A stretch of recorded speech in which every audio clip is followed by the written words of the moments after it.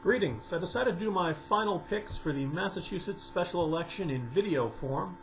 I realize at this point it's about late in the morning on election day, a little bit late, but I wanted to make sure there were no last-minute sudden shake-ups, a Torricelli maneuver to sub out Martha Coakley, or perhaps suddenly word would break that Martha Coakley had landed a plane in the Hudson or something like that. President Obama announcing we caught bin Laden or something.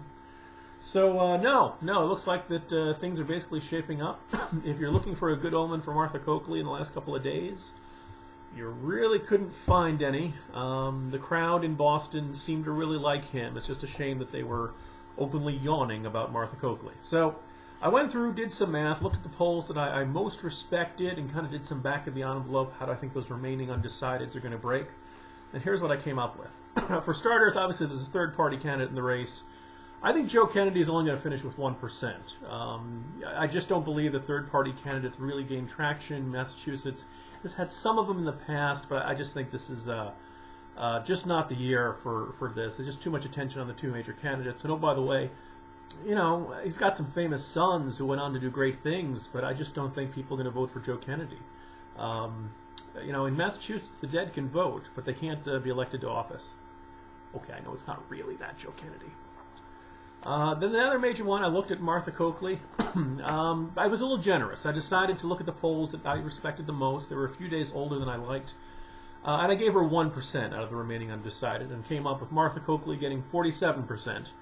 People who are good at math have already figured out the winner in this.